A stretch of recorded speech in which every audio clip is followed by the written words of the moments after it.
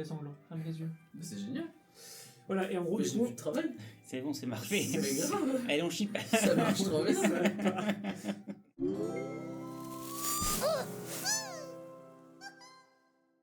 Salut les gens, c'est encore moi, Lucie de Falling Leaf Studio, un studio de jeux vidéo dédié aux expériences courtes mais fortes à déguster sous un plaid.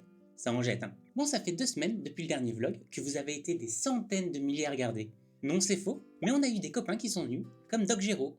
Allez voir sa chaîne et jouer à Solcesto, ça déchire. On va faire un petit récap des 2 dernières semaines, mais avant ça, on va parler un petit peu plus de notre jeu, Cursor Quest. C'est un jeu qui prend place dans un vieux PC.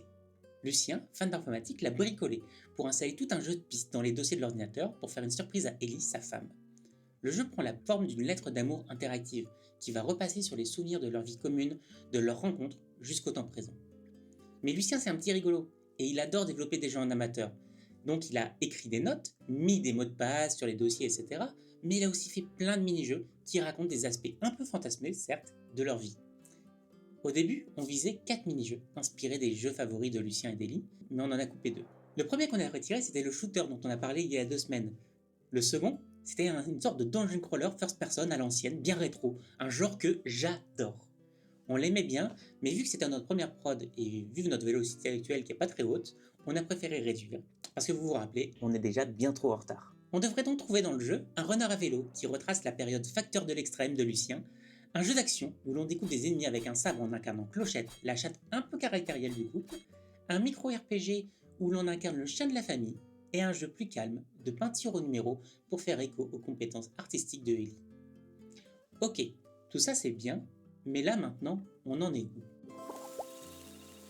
Déjà Clémentine a fui la France pour la Suède, pour aller passer quelques temps dans une sorte de résidence pour artistes / game dev communiste, le Spell Collectivet.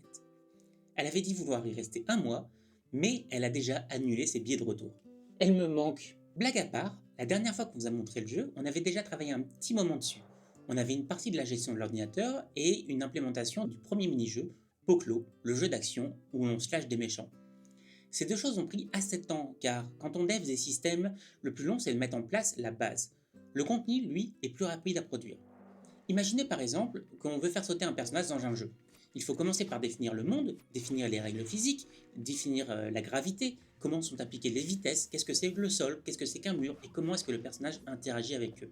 Et plein d'autres micro-détails techniques avant d'en arriver au moment vraiment fun, le fait de commencer à jouer avec le game feel et le level design. Maintenant qu'on a les bases, tout va plus vite.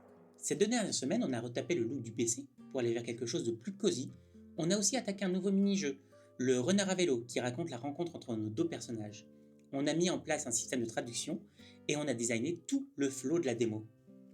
Et c'est là qu'on va avoir besoin de vous. Et oui, car on va faire des playtests, chose que personnellement j'adore et je déteste un petit peu en même temps parce que ça fait un petit peu peur. Notre nouvel objectif pour la démo, c'est fin novembre et nous voudrions la faire tester à quelques personnes intéressées afin de savoir où on en est. Alors si vous êtes chaud, envoyez-nous un mail via les contacts en description afin d'y participer. Attention, c'est un playtest qui est très tôt dans le dev, donc faut s'attendre à ce que ce soit pété de partout. Bon, et avant de vous laisser, il faut que je vous parle d'un jeu dont je suis tombée amoureuse. Traveler's Hymn est un jeu court, entre 2 et 3 heures, inspiré des roguelikes classiques et des auto-battlers. Pour sauver une région d'une malédiction, le joueur ou la joueuse doit se balader entre les villes et les points d'intérêt sur la carte pour compléter des quêtes. Les provisions emportées ont un grand rôle à jouer, donc attention à la gestion de votre inventaire. Vraiment, je suis tombée amoureuse du jeu. C'est une petite équipe qui a fait ça comme premier jeu pour tester un peu ce qu'ils pouvaient faire ensemble et je trouve que le résultat tue. Et en plus, il est vraiment magnifique. Ah et aussi, c'est gratuit, alors aucune excuse pour pas aller l'essayer. Bon, sur ce, moi je vais vous laisser, je vous fais des gros bisous et je vous dis à dans 2 semaines.